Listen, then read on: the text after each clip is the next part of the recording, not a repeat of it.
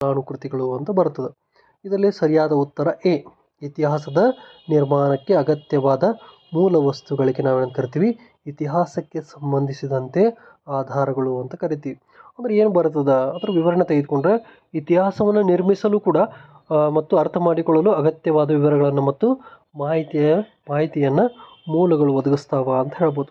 ಇದು 1ನೇ ಪ್ರಶ್ನೆ. ಇನ್ನು 2ನೇ ಪ್ರಶ್ನೆ, ಇತಿಹಾಸವನ್ನು ಮಾನವನ ದೇಹಕ್ಕೆ ಹೇಗೆ ಹೋಲಿಸಬಹುದು? ಅಂದರೆ ಇತಿಹಾಸವನ್ನು ಮಾನವನ ದೇಹಕ್ಕೆ ಯಾವ ರೀತಿ ಹೋಲಿಕೆ ಮಾಡ್ತೀವಿ? ಅಲ್ಲಿ ABCD 4 ಆಪ್ಷನ್ಗಳನ್ನು ಕೊಟ್ಟಾರ. 1ನೇದು, ಮೂಲಗಳು ಮಾನವನ ದೇಹದ ಹೃದಯವಿದ್ದಂತೆ, ಎ ಆಯಿತು. ಬಿ, ಮೂಲಗಳು ಮಾನವನ ದೇಹದ ಚರ್ಮದಂತೆ. ಸಿ, ಮೂಲಗಳು ಮಾನವನ ದೇಹದ ಅಸ್ಥಿಪಂಜರದಂತೆ. ಡಿ, ಮೂಲಗಳು ಮಾನವನ ದೇಹದ ಮೆದುಳಿನಂತೆ ಅಂತದ. ಇದರಲ್ಲಿ ಸರಿಯಾದ ಉತ್ತರ ಸಿ, ಮೂಲಗಳು ಮಾನವನ ದೇಹದ ಅಸ್ಥಿಪಂಜರದಂತೆ ಕಾರ್ಯನಿರ್ವಹಿಸ್ತದ ಅಂತ ಹೇಳ್ಬೋದು. ಅಂದರೆ ಯಾವ ರೀತಿ? ಇಲ್ಲಿ ಅಸ್ಥಿಪಂಜರ ಮಾನವನ ದೇಹಕ್ಕೆ ರಚನೆಯನ್ನು ಒದಗಿಸುವಂತೆ ಮೂಲಗಳು ಕೂಡ ಏನು ಮಾಡ್ತಾವ್ರಿ, ಇತಿಹಾಸವನ್ನು ನಿರ್ಮಿಸಲು ಅಗತ್ಯವಾದ ಚೌಕಟ್ಟನ್ನು ಒದಗಿಸ್ತಾವ ಅಂತ ಹೇಳ್ಬೋದು. ಇದು ವಿವರಣೆಯಲ್ಲಿ ಬರ್ತಕ್ಕಂಥದ್ದು. ಇನ್ನು 3ನೇ ಪ್ರಶ್ನೆ, ಇತಿಹಾಸದ ಬಗ್ಗೆ ನಾವು ಯಾವ ರೀತಿ ದೃಷ್ಟಿಕೋನವನ್ನು ಪಡೆಯುತ್ತೇವೆ ಎಂಬುದನ್ನು ಯಾವುದು ನಿರ್ಧರಿಸುತ್ತದೆ?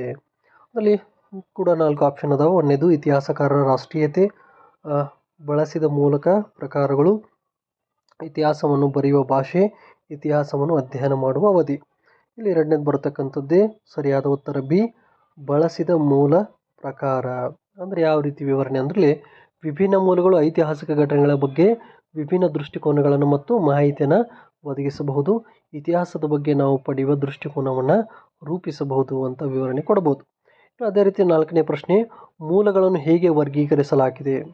ಅದರಲ್ಲಿ ಮೂಲಗಳನ್ನು ಯಾವ ರೀತಿ ವರ್ಗೀಕರಣ ಮಾಡೀವಿ? ಅದರಲ್ಲಿ ಕೂಡ ಎ, ಪ್ರಾಥಮಿಕ ಮತ್ತು ದ್ವಿತೀಯ ಮೂಲಗಳು, ಬಿ, ಸಾಹಿತ್ಯ ಮತ್ತು ಪುರಾತತ್ವ ಮೂಲಗಳು, ಸಿ, ಸ್ಥಳೀಯ ಮತ್ತು ವಿದೇಶಿ ಮೂಲಗಳು, ಡಿ, ವಿಶ್ವಾಸಾರ್ಹ ಮತ್ತು ವಿಶ್ವಾಸಾರ್ಹವಲ್ಲದ ಮೂಲಗಳು. ಇದರಲ್ಲಿ ಬರ್ತಕ್ಕಂಥದ್ದು ಬಿ ಉತ್ತರ ಕರೆಕ್ಟ್. ಸಾಹಿತ್ಯ ಮತ್ತು ಪುರಾತತ್ವ ಶಾಸ್ತ್ರದ ಮೂಲಗಳು ಅಂತ ಹೇಳ್ಬೋದು. ಅದರ ವಿವರಣೆ ತೆಗೆದುಕೊಂಡ್ರೆ, ಇಲ್ಲಿ ವಿಷಯ ಮೂಲಗಳು 2 ಮುಖ್ಯ ಗುಂಪುಗಳನ್ನಾಗಿ ವರ್ಗೀಕರಿಸಲಾಗ್ತದೆ. ಸಾಹಿತ್ಯಿಕ ಮೂಲಗಳು ಮತ್ತು ಪುರಾತತ್ವ ಮೂಲಗಳಂತೇಳಿ 2 ವರ್ಗೀಕರಣ ಕಂಡು ಬರ್ತದೆ ಅಂತ ಹೇಳ್ಬೋದು. ಇನ್ನು ಅದೇ ರೀತಿ 5ನೇ ಪ್ರಶ್ನೆ, 2 ರೀತಿಯ ಸಾಹಿತ್ಯ ಮೂಲಗಳು ಯಾವುವು? ಇಲ್ಲಿ ಫಿಕ್ಷನ್ ಮತ್ತು ನಾನ್ ಫಿಕ್ಷನ್, ಬಿ, ಸ್ಥಳೀಯ ಸಾಹಿತ್ಯ ಮತ್ತು ವಿದೇಶಿ ಸಾಹಿತ್ಯ, ಸಿ, ಗದ್ಯ ಮತ್ತು ಕವಿತೆ, ಡಿ, ಐತಿಹಾಸಿಕ ಕಾದಂಬರಿಗಳು ಮತ್ತು ಜೀವನ ಚರಿತ್ರೆ ಅಂತದ. ಇದರಲ್ಲಿ ಸರಿಯಾದ ಉತ್ತರ 2ನೇದು, ಸ್ಥಳೀಯ ಸಾಹಿತ್ಯ ಮತ್ತು ವಿದೇಶಿ ಸಾಹಿತ್ಯ. ಇಲ್ಲಿ ಸ್ಥಳೀಯ ಸಾಹಿತ್ಯ ಅಥವಾ ಸಾಹಿತ್ಯಿಕ ಮೂಲಗಳಲ್ಲಿ ಕೂಡ ಸ್ಥಳೀಯ ಸಾಹಿತ್ಯ ಅಂದ್ರೆ ಭಾರತೀಯರು ನಿರ್ಮಿಸಿದ್ದು, ಮತ್ತು ವಿದೇಶಿ ಸಾಹಿತ್ಯ ಅಂದರೆ ವಿದೇಶಿ ಸಂದರ್ಶಕರು, ಪರಿಶೋಧಕರು ಮತ್ತು ವಿದ್ವಾಂಸರು ಬರಹಗಳ ಎಂದು ವಿಂಗಡಿಸಲಾಗೈತಿ ಅಂತ ಹೇಳ್ಬೋದು. ಅದೇ ರೀತಿ 6ನೇ ಪ್ರಶ್ನೆ, ಕೆಳಗಿನಲ್ಲಿ ಯಾವುದು ಸ್ಥಳೀಯ ಸಾಹಿತ್ಯದ ಉದಾಹರಣೆಯಾಗಿದೆ? ಇಲ್ಲಿ ಮೆಗಸ್ತಾನಿಸ್ನ ಇಂಡಿಕಾ ಗ್ರಂಥ ಆಗಿರ್ಬೋದು, ಕಲ್ಲಣ ರಾಜತರಂಗಿಣಿ ಆಗಿರ್ಬೋದು, ಅದೇ ರೀತಿ ಪಾಹಿಯಾನ್ನ ಕೊಕೋಕಿ ಆಗಿರ್ಬೋದು, ಅದೇ ರೀತಿ ಸಿಯೋಲೋನ ದೀಪವಂಶ ಆಗಿರ್ಬೋದು ಅಂತ ಹೇಳ್ತಾರೆ. ಇಲ್ಲಿ 2ನೇದು ಕಲ್ಲಣನ ರಾಜತರಂಗಿಣಿ. ಈ ಕಲ್ಲಣ ರಾಜತರಂಗಿಣಿಯನ್ನು ಭಾರತೀಯರು ನಿರ್ಮಿಸಿದ ಸ್ಥಳೀಯ ಸಾಹಿತ್ಯಿಕ ಉದಾಹರಣೆಯಾಗಿ ಉಲ್ಲೇಖಿಸಲಾಗೈತಿ ಅಂತ ಹೇಳ್ಬೋದು. ಇನ್ನು ಅದೇ ರೀತಿ 7ನೇ ಪ್ರಶ್ನೆ, ಕೆಳಗಿನಲ್ಲಿ ಯಾವುದು ವಿದೇಶಿ ಸಾಹಿತ್ಯದ ಉದಾಹರಣೆಯಾಗೈತಿ? ಇದು ಅಶ್ವಘೋಷನ ಬುದ್ಧ ಚರಿತೆ, ಅದೇ ರೀತಿ ಕೌಟಿಲ್ಯನ ಅರ್ಥಶಾಸ್ತ್ರ, ಹುಯೆನ್ ಸಿಯೂಕಿ ಶ್ರೀ ವಿಜಯ ಕವಿರಾಜ ಮಾರ್ಗ ಅಂತ ಹೇಳ್ತಾರೆ. ಇಲ್ಲಿ ಹುಯೆನ್ ಸಿಯೂಕಿ ಕಂಡು ಬರ್ತಕ್ಕಂಥದ್ದು. ಇದು ವಿದೇಶಿ ಸಾಹಿತ್ಯದ ಉದಾಹರಣೆ ಆಗೈತಿ, ಪಟ್ಟಿ ಮಾಡಲಾಗೈತಿ. ಇದನ್ನು ವಿದೇಶಿ ಸಂದರ್ಶಕರು, ಸಂಶೋಧಕರು ಮತ್ತು ವಿದ್ವಾಂಸರ ಬರಹಗಳನ್ನು ಒಳಗೊಂಡೈತಿ ಅಂತ ಹೇಳ್ಬೋದು. ಅದೇ ರೀತಿ 8ನೇ ಪ್ರಶ್ನೆ, ಪುರಾತತ್ವ ಶಾಸ್ತ್ರದ ಮೂಲಗಳು ಯಾವುವು? ಇಲ್ಲಿ ಉತ್ಖನನ ಸಮಯದಲ್ಲಿ ಪಡೆದ ಶಾಸನಗಳು, ನಾಣ್ಯಗಳು, ಸ್ಮಾರಕ, ಕುಂಬಾರಿಕೆ ಮತ್ತು ಇತರ ಕಲಾಕೃತಿ ಅಂತೆಯೇ ಬರ್ತದೆ. ಬಿ ಒಳಗೆ ದಾಖಲೆಗಳು, ಗ್ರಂಥಾಲಯಗಳಲ್ಲಿ ಕಂಡುಬರುವ ಐತಿಹಾಸಿಕ ದಾಖಲೆಗಳು, ಸಿ ಒಳಗೆ ಮೌಖಿಕ ಸಂಪ್ರದಾಯ ತಲೆಮಾರುಗಳು ಮೂಲಕ ಹಾಯ್ದು ಹೋಗ್ತದೆ ಅಂತ ಹೇಳ್ಬೋದು. ಇನ್ನು ಡಿ, ಪ್ರಾಚೀನ ಮಾನವನ ಅವಶೇಷಗಳಿಂದ ಆನುವಂಶಿಕ ಪುರಾವೆಗಳು ಅಂತ ಬರ್ತದೆ. ಇದು ಸರಿಯಾದ ಉತ್ತರ ಎ, ಉತ್ಖನನದ ಸಮಯದಲ್ಲಿ ಪಡೆದ ಶಾಸನಗಳು, ನಾಣ್ಯಗಳು, ಸ್ಮಾರಕ, ಕುಂಬಾರಿಕೆ ಮತ್ತು ಇತರ ಕಲಾಕೃತಿ. ಇದು ಪುರಾತತ್ವ ಶಾಸ್ತ್ರದ ಮೂಲಗಳು ಪುರಾತತ್ವ ಶಾಸ್ತ್ರದ ಉತ್ಖನನದ ಸಮಯದಲ್ಲಿ ಪತ್ತೆಯಾದ ಭೌತಿಕ ಅವಶೇಷಗಳು ಮತ್ತು ಕಲಾಕೃತಿಗಳಾಗ್ಯಾವ ಅಂತ ಇಲ್ಲಿ ವಿವರಣೆ ಕಂಡು ಬರ್ತದೆ. ಇನ್ನು ಶಾಸನಗಳು ಯಾವುದರ ಬಗ್ಗೆ ಮಾಹಿತಿ ನೀಡ್ತಾವ? 9ನೇ ಪ್ರಶ್ನೆ.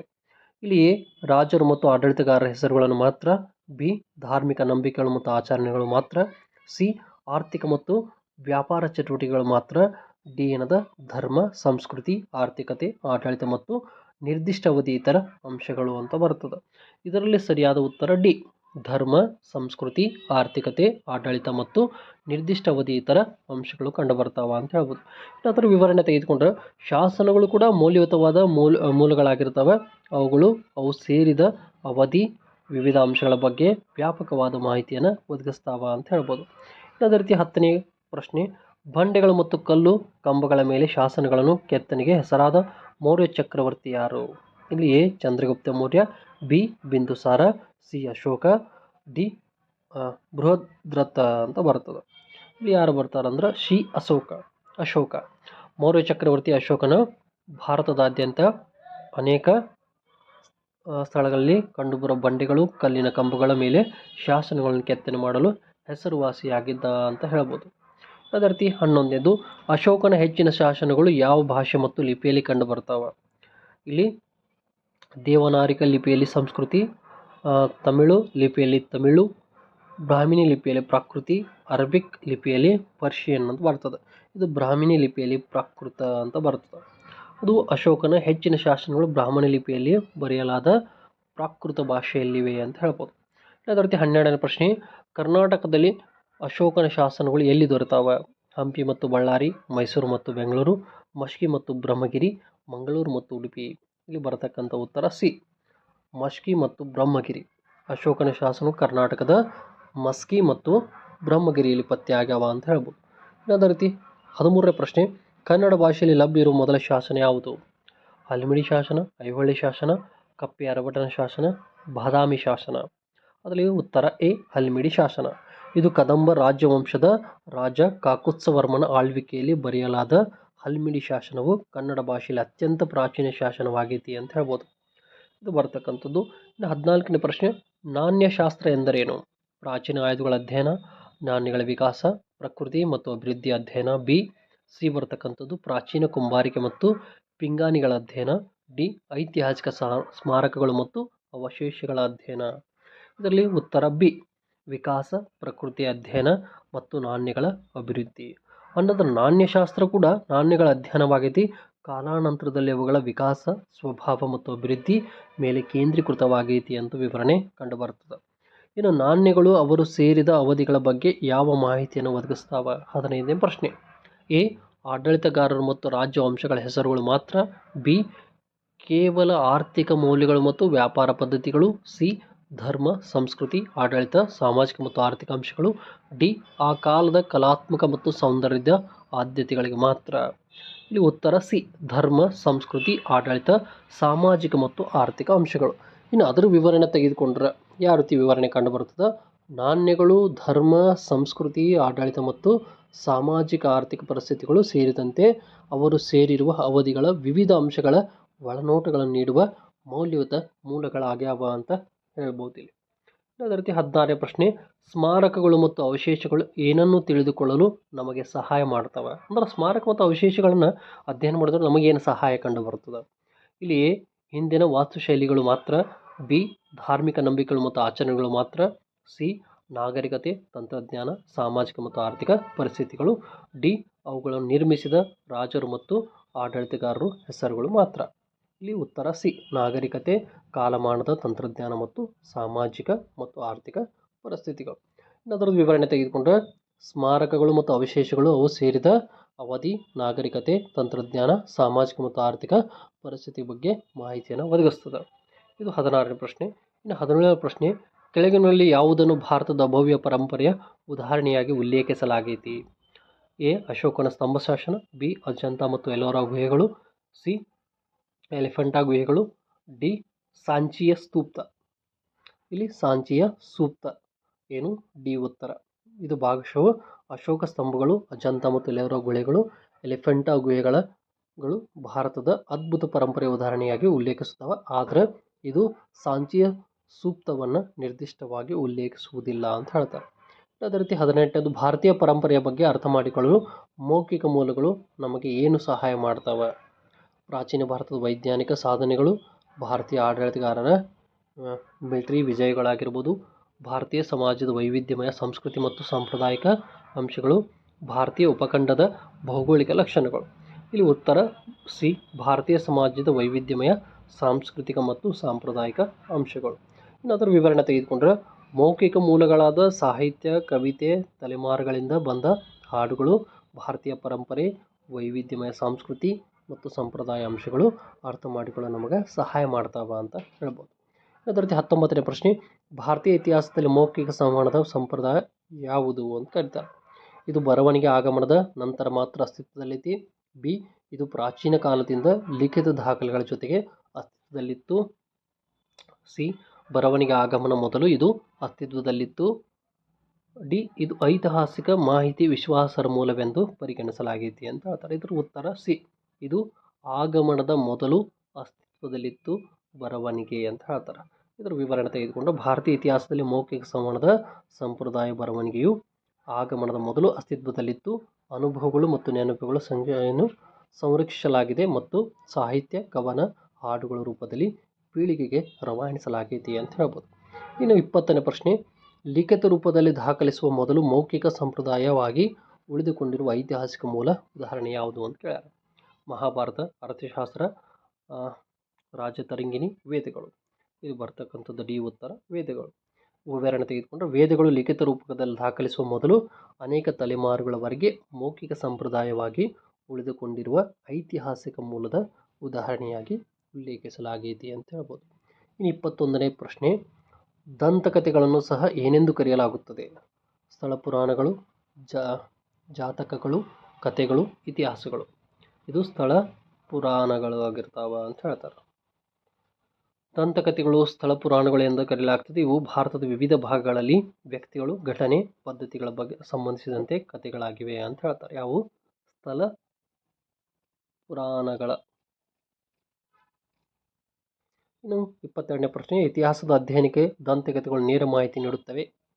ಹೌದು, ಐತಿಹಾಸಿಕ ಮಾಹಿತಿ ಅತ್ಯಂತ ವಿಶ್ವಾಸಾರ್ಹ ಮೂಲಗಳಾಗಿವೆ. ಕೆಲವೊಮ್ಮೆ ನಿರ್ದಿಷ್ಟ ದಂತಕಥೆಗಳು ಮತ್ತು ಅದರ ಸಂದರ್ಭಗಳು ಅವಲಂಬಿಸಿವೆ.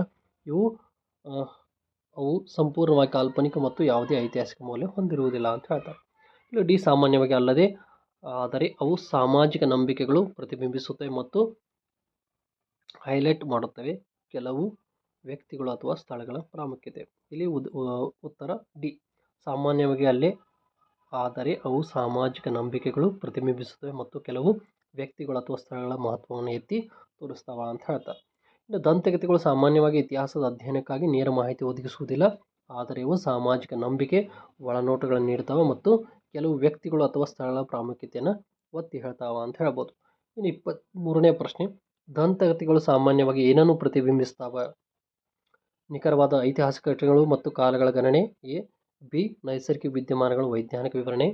ಸಿ, ಸಾಮಾಜಿಕ ನಂಬಿಕೆಗಳು ಮತ್ತು ಕೆಲವು ವ್ಯಕ್ತಿಗಳ ವೈಭವ ಅಥವಾ ನಿರ್ದಿಷ್ಟ ಸ್ಥಳದ ಮಹತ್ವ.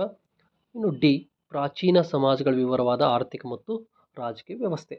ಇದು ಸಿ ಬರ್ತಕ್ಕಂಥ ಉತ್ತರ, ಸಾಮಾಜಿಕ ನಂಬಿಕೆಗಳು ಮತ್ತು ಕೆಲವು ವ್ಯಕ್ತಿಗಳ ವೈಭವ ಅಥವಾ ನಿರ್ದಿಷ್ಟ ಸ್ಥಳದ ಮಹತ್ವ.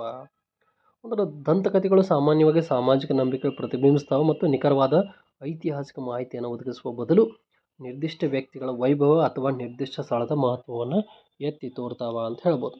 ಅದೇ ರೀತಿ 24ನೇ ಪ್ರಶ್ನೆ, ಸ್ಥಳ ಪುರಾಣಗಳು ಸಾಮಾನ್ಯವಾಗಿ ಯಾವುದಕ್ಕೆ ಸಂಬಂಧಿಸಿವೆ? ಐತಿಹಾಸಿಕ ಯುದ್ಧಗಳು ಮತ್ತು ಯುದ್ಧಗಳು, ಪ್ರಾಚೀನ ವ್ಯಾಪಾರ ಮಾರ್ಗಗಳು ಮತ್ತು ಆರ್ಥಿಕ ವ್ಯವಸ್ಥೆಗಳು, ರಾಜಕೀಯ ಮೈತ್ರಿಗಳು ಮತ್ತು ರಾಜವಂಶಗಳು, ಧಾರ್ಮಿಕ ಸ್ಥಳಗಳು. ಇದರ ಉತ್ತರ ಡಿ, ಧಾರ್ಮಿಕ ಸ್ಥಳಗಳು. ಸ್ಥಳ ಪುರಾಣಗಳು ಅಥವಾ ದಂತಕಥೆಗಳು ಸಾಮಾನ್ಯವಾಗಿ ಧಾರ್ಮಿಕ ಸ್ಥಳಗಳಿಗೆ ಮತ್ತು ಅವುಗಳಿಗೆ ಮಹತ್ವ ಸಂಬಂಧಿಸ. ಇನ್ನು ಇದರಲ್ಲಿ ಬರ್ತಕ್ಕಂಥ ಕೊನೆಯ ಪ್ರಶ್ನೆ, ಇತಿಹಾಸದ ನಿರ್ಮಾಣಕ್ಕೆ ಮೂಲಗಳು ಏಕೆ ಅಗತ್ಯ? ಅವರು ಹಿಂದಿನ ಬಗ್ಗೆ ಮನರಂಜನೆ ಮತ್ತು ಕಾಲ್ಪನಿಕ ಕಥೆಗಳು ಒದಗಿಸುತ್ತಾರೆ. ಕೆಲವು ವ್ಯಕ್ತಿಗಳು ಅಥವಾ ಘಟನೆಗಳು ವೈಭವೀಕರಿಸಲು ಅವುಗಳನ್ನು ಬಳಸಲಾಗುತ್ತದೆ. ಸಿ, ಅವು ನಿರ್ದಿಷ್ಟ ಅವಧಿ ವಿವರಗಳನ್ನು ನೀಡುತ್ತಾರೆ ಮತ್ತು ಹಿಂದಿನ ಘಟನೆಗಳನ್ನು ಅರ್ಥ ಮಾಡಿಕೊಳ್ಳಲು ಸಹಾಯ ಮಾಡುತ್ತಾರೆ. ಡಿ, ನಿರ್ದಿಷ್ಟ ರಾಜಕೀಯ ಅಥವಾ ಧಾರ್ಮಿಕ ಸಿದ್ಧಾಂತಗಳನ್ನು ಉತ್ತೇಜಿಸಲು ಅವುಗಳು ಬಳಸಲಾಗ್ತದೆ ಅಂತ ಹೇಳ್ತಾರೆ. ಇದರ ಉತ್ತರ ಸಿ, ಅವರು ನಿರ್ದಿಷ್ಟ ಅವಧಿ ವಿವರಗಳನ್ನು ನೀಡುತ್ತಾರೆ ಮತ್ತು ಹಿಂದಿನ ಘಟನೆಗಳನ್ನು ಅರ್ಥ ಮಾಡಿಕೊಳ್ಳಲು ಸಹಾಯ ಮಾಡ್ತಾರೆ. ಇದರ ವಿವರಣೆ ತೆಗೆದುಕೊಂಡ್ರೆ ಇತಿಹಾಸದ ನಿರ್ಮಾಣಕ್ಕೆ ಮೂಲಗಳು ಅತ್ಯಗತ್ಯ, ಏಕೆಂದರೆ ಅವು ನಿರ್ದಿಷ್ಟ ಅವಧಿ ಬಗ್ಗೆ ವಿವರವಾದ ಮಾಹಿತಿ ಒದಗಿಸುತ್ತಾವೆ ಮತ್ತು ಹಿಂದಿನ ಘಟನೆಗಳನ್ನು ಅರ್ಥ ಮಾಡಿಕೊಳ್ಳಲು ಮತ್ತು ಅರ್ಥೈಸಲು ನಮಗೆ ಸಹಾಯ ಮಾಡ್ತಾವ ಅಂತ ಹೇಳ್ಬೋದು. ಈ ರೀತಿಯಾಗಿ ನಾವು ಕೊಟ್ಟಂಥ ಮಾಹಿತಿ ಇದು ಸಂಕ್ಷಿಪ್ತ ಮತ್ತು ಬಹು ಆಯ್ಕೆ ಪ್ರಶ್ನೆಗಳಲ್ಲಿ 25 ಪ್ರಮುಖ ಅಂಶಗಳನ್ನು ಇಲ್ಲಿ ವಿವರಿಸಿನಿ. ಇದು ಮೂಲಗಳು, 8ನೇ ತರಗತಿಯಲ್ಲಿ ಬರತಕ್ಕಂಥ ಪ್ರಥಮ ಅಧ್ಯಯನ ಮೂಲಗಳ ಬಗ್ಗೆ 25 ಪ್ರಮುಖ ಅಂಶಗಳನ್ನು ಅಥವಾ ಮಹತ್ವದ ಪ್ರಶ್ನೋತ್ತರಗಳನ್ನ ಇಲ್ಲಿ ಬಿಡಿಸಿದ್ದೀನಿ. ಇವು TETಗೆ ಮುಂಬರುವ TETಗೆ ಬಹಳ ಹೆಲ್ಪ್ ಆಗ್ತದೆ ಅಂತ ಹೇಳ್ತೀನಿ. ಇಲ್ಲಿವರೆಗೆ ನಾನು ಕೊಟ್ಟಂಥ ಮಾಹಿತಿ ಸಂಕ್ಷಿಪ್ತ. ಈ ಮಾಹಿತಿ ನಿಮಗೆ ಉಪಯುಕ್ತ ಆಗೈತೆ ಅನ್ಕೋತೀನಿ. ನನ್ನ ಚಾನಲ್ನ ಸಬ್ಸ್ಕ್ರೈಬ್ ಮಾಡಿ, ಶೇರ್ ಮಾಡಿ ಮತ್ತು ಲೈಕ್ ಮಾಡಿ ಅಂತ ಕೇಳ್ಕೊತಾ ಇಂದಿನ ವಿಷಯವನ್ನು ಇಲ್ಲಿ ಮುಕ್ತಾಯಗೊಳಿಸ್ತಾ ಇದ್ದೀನಿ. ಇನ್ನು ಮುಂದಿನ ಅವಧಿಯೊಳಗೆ 2ನೇ ಅಧ್ಯಾಯದ ಪ್ರಮುಖ ಅಂಶಗಳನ್ನು ವಿವರಿಸ್ತಾ ಹೋಗ್ತೀನಿ. ಎಲ್ಲರಿಗೂ ಧನ್ಯವಾದ.